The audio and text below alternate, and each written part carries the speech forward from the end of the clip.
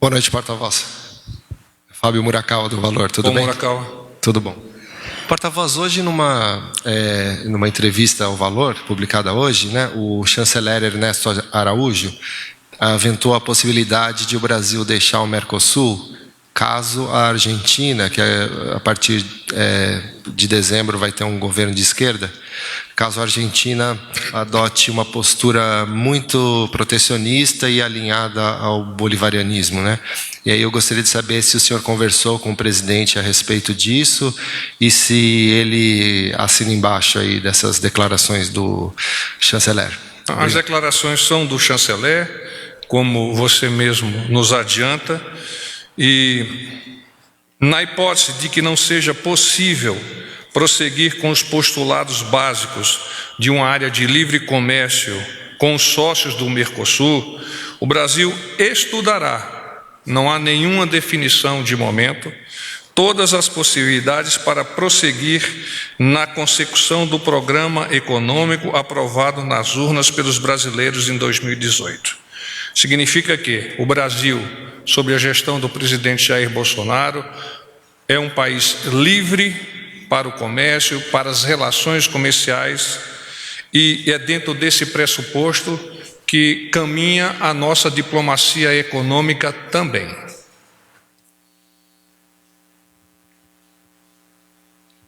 Boa noite, porta-voz. Pedro Vilela, da Agência Brasil. Bom, Pedro. Tudo bem. O presidente hoje pela manhã declarou que pretende enviar um projeto de garantia da lei e da ordem para atuar em reintegrações de posse de imóveis rurais. Eu queria saber se de lá para cá, quando é que o presidente pretende enviar isso, em que pé que está esse encaminhamento mais concreto dessa medida? Obrigado, Pedro.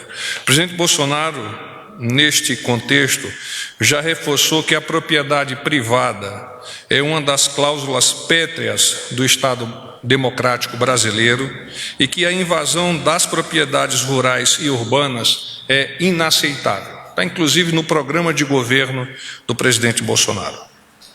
O presidente também ressaltou, abre aspas, não é nenhuma medida impositiva da parte dele, da minha parte, usando exatamente as palavras do presidente.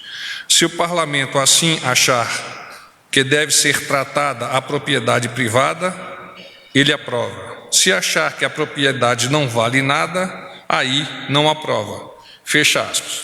O contexto maior desta declaração do senhor presidente é a identificação anterior de invasões de terras, onde, após lavrada a decisão judicial, aquelas autoridades responsáveis pela aplicação da decisão judicial se colocam em uma situação de espera, até mesmo de leniência. Então, desse contexto, o presidente entende que é preciso que haja responsabilidade de todos os segmentos a fim de coibir efetivamente esse tipo de atitude.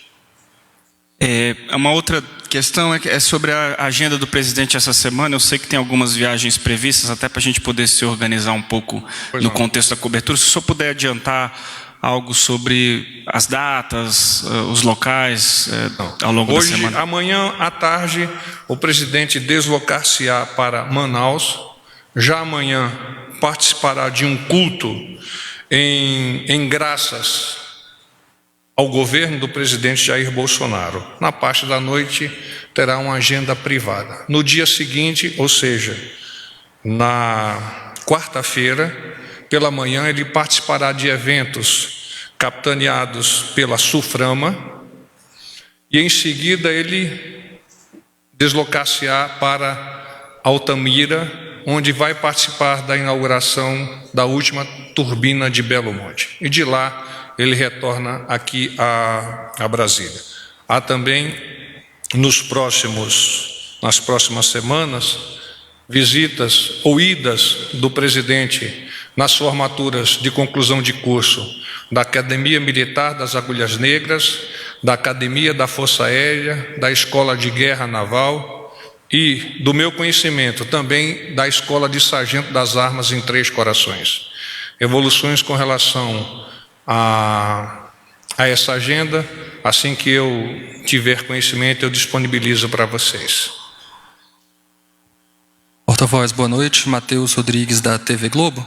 Bom, são duas perguntas de temas que já foram citados. Pois não. Sobre a zona rural, a reintegração de posse, essa GLO que está sendo prevista, o presidente adiantou se isso está condicionado à aprovação das novas regras da GLO, aquele excludente de ilicitude, porque sem isso, enfim, os agentes que forem a essa reintegração de posse estariam sujeitos a responder, talvez até criminalmente, se houvesse alguma morte, algo do tipo, coisa que o presidente não concorda.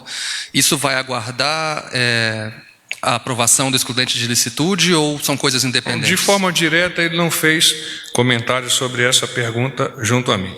No entanto, ele deixou claro essa preocupação que eu já vos adiantei com relação às invasões de campo e deixa sempre claro, já de há muito tempo, a preocupação que ele tem com os agentes de segurança pública quando empregados em operações de garantia da lei e da ordem. E essa preocupação não é adstrita exclusivamente aos membros das Forças Armadas. Quando em ambientes de garantia da lei e da ordem, também aqueles agentes de segurança pública que participam de forma compartilhada das ações em determinado ponto que esteja sobre este guarda-chuva legal. Então, o excludente de ilicitude é parte do projeto que o presidente já apresentou ao Congresso Nacional, e as operações de garantia da lei e da ordem, elas virão segundo análise do presidente e também segundo análise do Congresso, quando efetivamente essa legislação vier a ser para o Congresso encaminhada. Sobre a posse do novo presidente argentino, eu queria saber se o Planalto já definiu qual vai ser e se haverá comitiva. Havia uma fala de talvez o vice-presidente, talvez o ministro Osmar Terra, se isso está definido, e se haverá algum tipo de reunião, visita bilateral, se alguma agenda está sendo construída entre o presidente Bolsonaro e o futuro presidente Alberto Fernandes. Nesse mesmo contexto... Isso você está colocando durante a reunião do Mercosul? Não, na posse do presidente. Quer dizer, a reunião pode acontecer talvez no Mercosul, não sei, se há alguma reunião prevista. Não. Para a posse, no momento eu não tenho nenhuma informação com relação a essa possibilidade que você nos apresenta. A última informação que eu tinha é que o nosso governo seria representado pelo ministro Osmar Terra. Não obstante, de lá para cá, eu não voltei a tocar nesse assunto com o senhor presidente e, diante da sua pergunta, eu o farei novamente a fim de confirmar ou retificar a informação. E nos últimos dias surgiu uma informação de que, enfim, não está confirmado, de que o ex-presidente Lula teria sido convidado pelo cerimonial da posse para comparecer. Ou seja, apesar de o presidente Bolsonaro não ter planos de ir, o ex-presidente Lula iria. Isso, o presidente chegou a comentar isso com o senhor? Viu como provocação? Não comentou nem comentaria. Se eventualmente esse convite vier a ser formulado, é de interesse do governo argentino fazê-lo. Mais alguma? Da Presidência e Augusto Heleno, ministro-chefe da do Gabinete de Segurança Institucional. São aqueles despachos de rotina que normalmente o presidente desenvolve todos os dias pela manhã. Às 10 horas, o Luiz Henrique Mandetta, ministro de Estado da Saúde, o ministro Mandetta veio atualizar o presidente sobre os temas da sua pasta, em particular, alguns assuntos que estão por serem analisados no próprio Congresso. Às 10h30, Marcelo Hermes, professor da Universidade de Brasília, UNB, e presidente do Movimento Docentes pela Liberdade.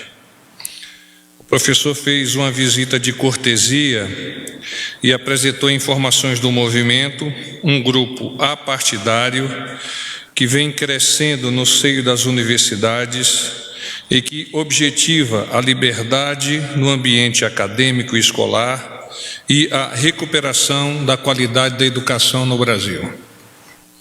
Às 11h20, novamente, Luiz Eduardo Ramos, ministro-chefe da Secretaria de Governo da Presidência da República, e o senhor Carlos Frederico de Albuquerque Vital, diretor-presidente do Grupo de Comunicações Diário de Pernambuco. Foi uma visita de cortesia daquele diretor-presidente junto ao senhor presidente da República, considerando inclusive que o Diário de Pernambuco é um dos mais antigos jornais ainda em circulação no país. Às 14 horas, Walter Souza Braga Neto, general de Exército, chefe do Estado-Maior do Exército. General Braga Neto é um amigo pessoal do presidente, contemporâneo do presidente ao longo da academia, inclusive ambos possuem o curso de Educação Física do Exército, que é um laço que os une por sempre. Às 15 horas, Björg Ekholm, CEO e presidente mundial da Ericsson. O presidente da Ericsson tratou com o senhor presidente da República sobre oportunidades de investimento na área das telecomunicações, e o presidente o acolheu, assim como vem fazendo com tantos outros CEOs, especialmente desta área tão importante para o país. Nós estamos nos debruçando já o ano que vem sobre editais e licitações nessa área. É muito importante que o senhor presidente conheça do assunto. Às 16 horas, a solenidade de enfrentamento à violência contra a mulher, capitaneada pela ministra Damares. Nessa solenidade foram registradas as iniciativas do governo para coibir os crimes contra a mulher, feminicídio em especial, dentro do nosso país e que atingem índices inadmissíveis. A ministra Damares, inclusive, muito emotiva, relatou aspectos pessoais de sua vida e aspectos pessoais do momento em que vive, sendo eventualmente atacada por pessoas que desconhecem a importância deste tema. Às 17 horas, o ministro Abraham Weintraub, eu não tive a oportunidade de checar, visto que o meu pré-briefing foi anterior a esta audiência. Ministérios das Relações Exteriores e da Economia. Os Ministérios das Relações Exteriores e da Economia estão trabalhando para viabilizar medidas de abertura do mercado nacional para produtos e serviços de qualidade, em especial o turismo. O objetivo é desburocratizar o processo e facilitar o acesso ao Brasil, com foco na atração de investimentos, geração de empregos e de renda para o país.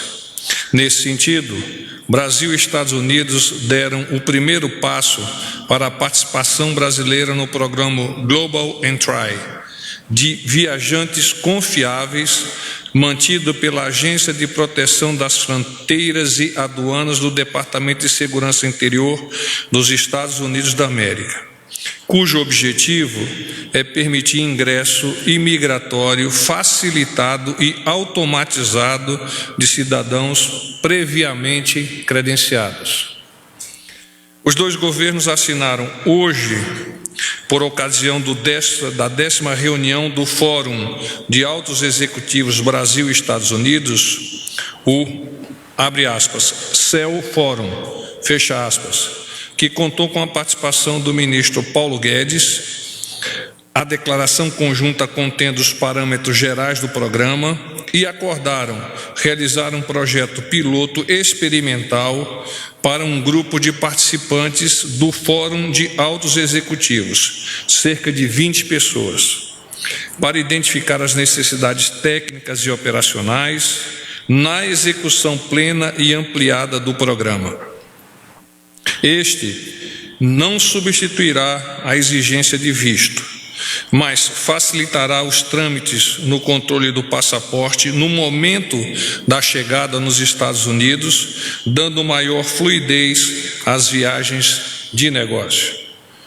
Ministério da Justiça e Segurança Pública. O governo federal comemora que, nos 9 primeiros meses do ano, os crimes de assassinato caíram cerca de 22% em comparação ao ano anterior, 2018, em todo o território nacional. Estima-se que foram mais de 8.600 vidas poupadas. O mérito do resultado é dividido entre as forças de segurança estaduais, distritais e federais, em função da maior integração e sinergia promovidas pelo Ministério da Justiça e da Segurança Pública por orientação do presidente Bolsonaro. Segundo o ministro Moro, abre aspas, isso nos anima a prosseguir ainda mais. Os números remanescentes ainda são muito altos, infelizmente. Precisamos de maior eficiência da investigação e de maior rigor e certeza da punição para coibir a criminalidade, entre outras medidas. Fecha aspas.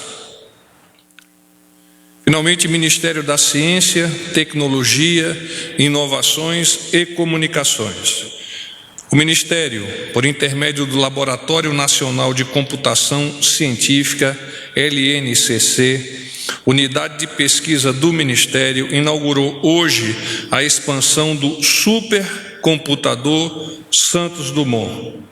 Esta expansão permitirá que aplicações científicas possam ser executadas em um ambiente computacional capaz de oferecer resultados em menor tempo e com maior precisão.